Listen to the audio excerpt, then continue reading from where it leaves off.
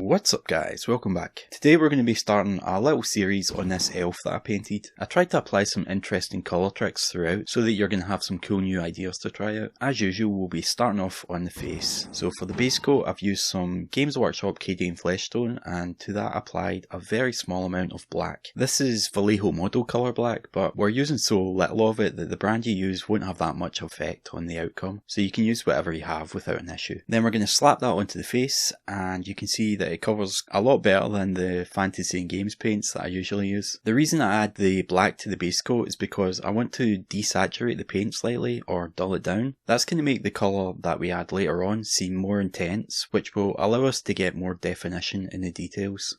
Alright, so the next thing we'll do is apply some initial shadows. For that we're going to use some Games Workshop Doombull Brown, and we're going to mix that into our base colour. It gives us this nice reddy brown tone, and we'll just go ahead and paint that into the eye sockets. Now this is a female face, so we don't want our shadows to be too dark. Women have softer features than men, so they tend to have much less harsh shadows. I'll also put a shadow under the nose, and up here into the recesses of the ears. So at this stage we're really just mapping out where our shadows are going to be, so don't worry so much about getting this all perfectly blended. I'll also add a shadow under the chin and on the neck.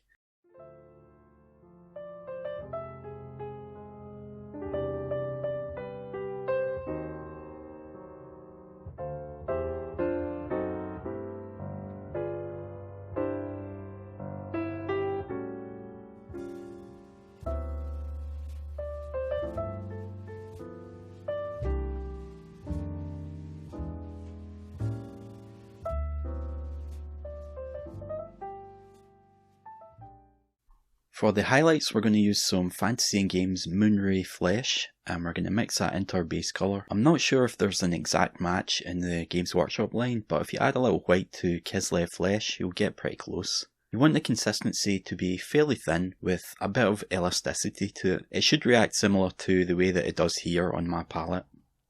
Alright, so we'll push the highlight into position, drawing it up over the forehead towards the top of the hairline. Don't worry if you're hitting the hair, you can always clean that up later when you paint that section later on. Then we'll do the same sort of thing under the eyes, just picking out the top of the cheekbones.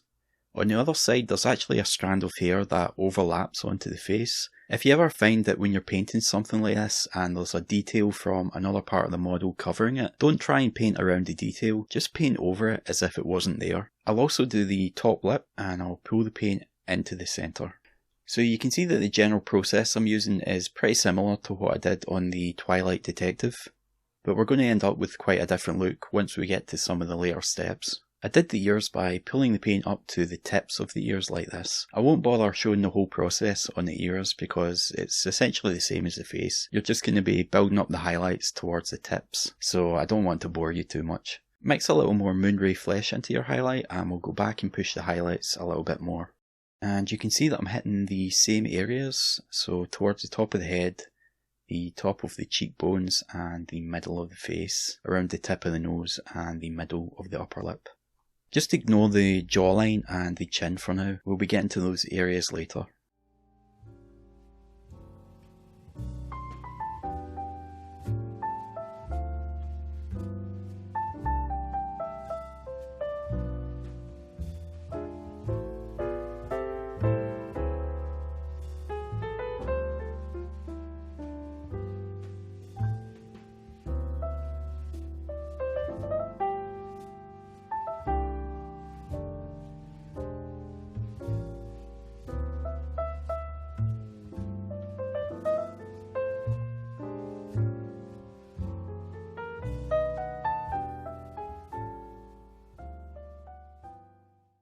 Add a bit more Moonray flesh into your mix and continue the process of building up those highlights.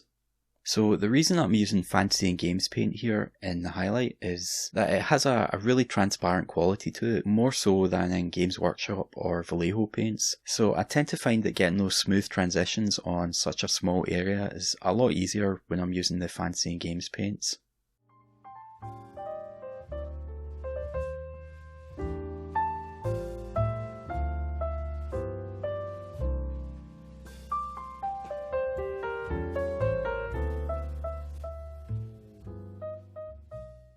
Alright, so I think you can start to see the details in the face getting more defined now.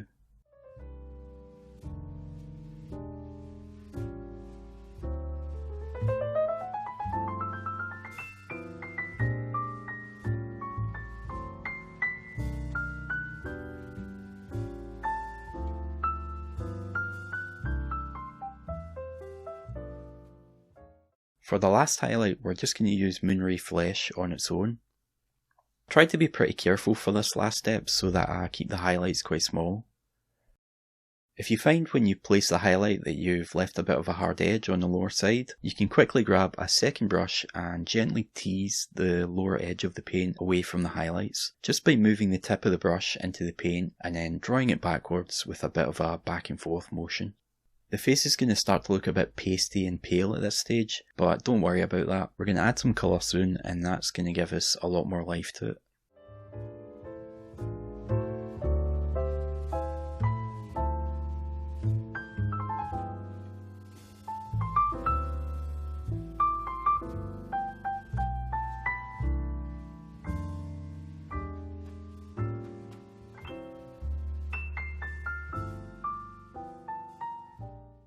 Alright, so that's the highlights done. Next we're going to sort out the shadows. To do that we'll add a bit of water to our shadow colour, thinning it down to a glaze consistency. Then with hardly any on the brush, I'm going to pull that down over the jawline to help blend out the edge of the shadow under the chin. I'll also put some of the glaze here under the cheekbone, pushing it back towards the neck. That's going to help give more shape to the cheeks. I'm not going to spend a lot of time on that because we're going to go back later with another colour, but it's nice to get that initial shadow in there all the same.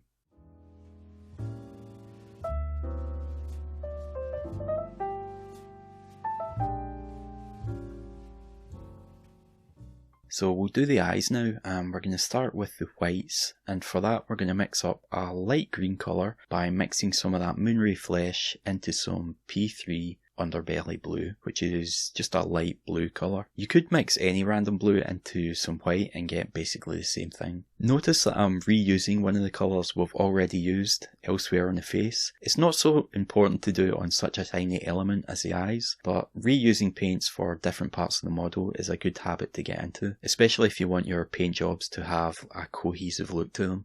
The reason we're using a light green is because the rest of the paint in the face is quite warm, so I'm making the eyes a cold colour to get a decent contrast. You could also use a light blue or a purple. It's really up to you. Alright, so we're going to paint that colour onto the eyeballs. And like I said before, when I'm painting eyeballs, I like to target the left side of the eye and then draw the brush to the right as if I was painting a small line. And then I go back in and try and refine the shape of it.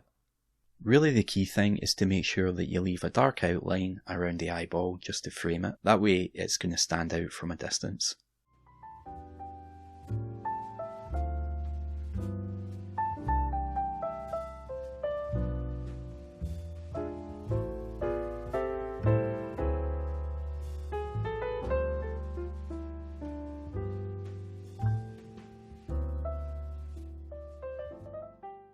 Alright, so now that the shape is okay, I'll grab a pretty bright blue. This is Adriatic blue from the scale colour line. I want her to have quite a suspicious, shifty sort of a look, so I'm going to target the right side of the eyeball to make it seem like she's looking off to the side, giving someone the sly side eye. So that looks okay, but I want to be able to place a highlight on the pupils, so I'm going to make it slightly bigger than that so that I have some space to work with. Notice here that I have quite a lot of paint on the brush. That's so that it doesn't dry out on the tip while I'm trying to get the brush into position. Here I'm going to try and do the other one, but I end up painting half the eye socket blue. When that happens, just quickly grab a second damp brush and use it like an eraser, rubbing it over the surface to pull the wet paint away so that it doesn't have time to dry in place. So I had to do this eyeball off cam so that I could get the angle right, but I thought I'd leave this part in just so you can see how you can employ a bit of crisis management. Alright, so our forehead is looking a bit like those blokes off the old T-File adverts right now. So we're going to fix that by taking some of the shadow glaze we used earlier, and we're going to draw that down towards the eyes just at the base of the forehead. Using a second brush to draw the edge of the glaze away. So the goal here is just to add some colour to the lower half of the forehead, and that's going to help to break up that massive expanse of smooth highlight.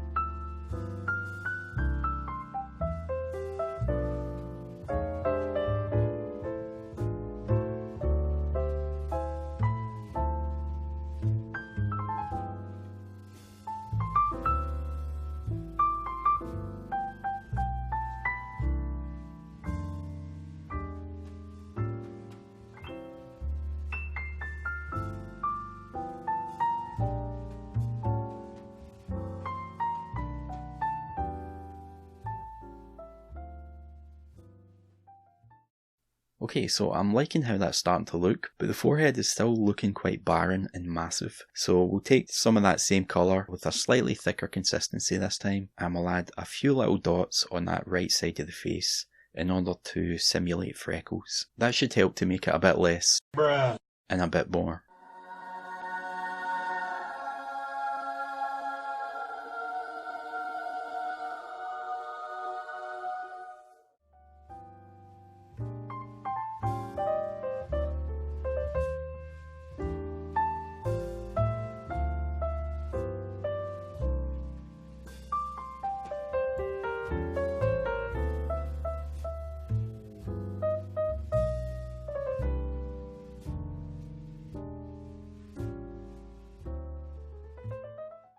Yeah, I think that looks pretty cool now.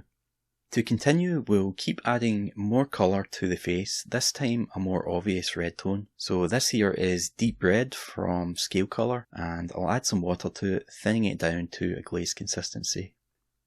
Now we're going to use that here on the underside of the cheekbone, pushing it back towards the ears, and that's going to help make the face more interesting as it adds an extra colour. It also helps to better define the shape of the cheek.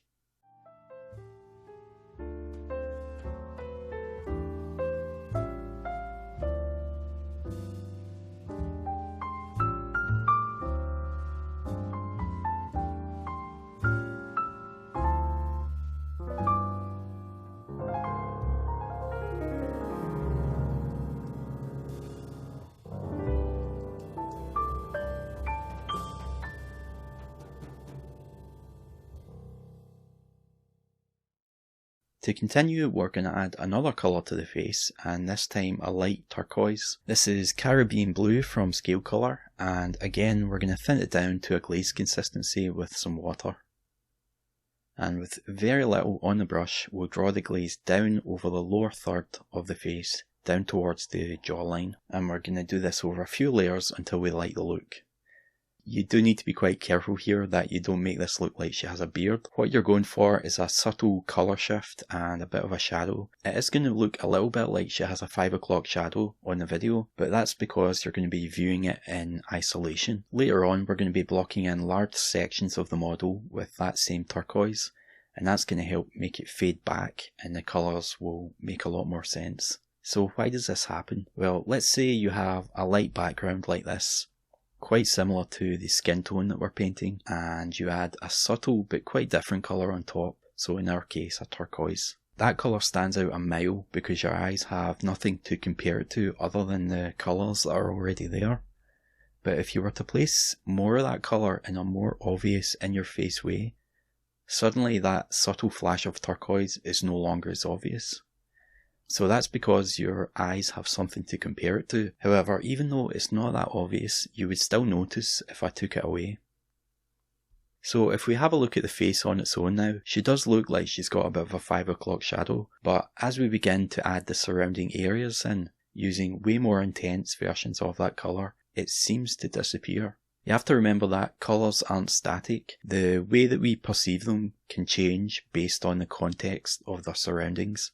So if we look at another quick example of this, a bit more abstract this time, just look at the green square. So you shouldn't notice anything out of the ordinary, it's just a green square. But now look at this one. Again, there's nothing to report. However, when we view them both together, it's pretty obvious that the green square on the left is darker than the one on the right. But if I were to take the surrounding colours away, we can see that they're actually exactly the same. So this is because the way your eyes experience the green is relative to the context we're viewing it in. So when you surround a colour by lighter hues, it's going to appear darker than it actually is, and vice versa to when you surround it with darker colours. We're going to be looking at ways to apply these kinds of ideas in future videos on this model in fact. Alright guys, so that is another approach to painting a face. I hope you give it a try. Just a wee bit of colour theory shenanigans at the end there to keep you on your toes. I quite like the idea of adding the odd bit of theory at the end of videos. We'll see if I can keep that going or not. In the next video we're going to have a look at how to get that vibrant blue on the hair. Then we'll be going over how to achieve the coloured white shirt and the turquoise dress. So I hope you all stay tuned in the meantime, and thank you once again for all your generous support. Take it easy. Bye for now.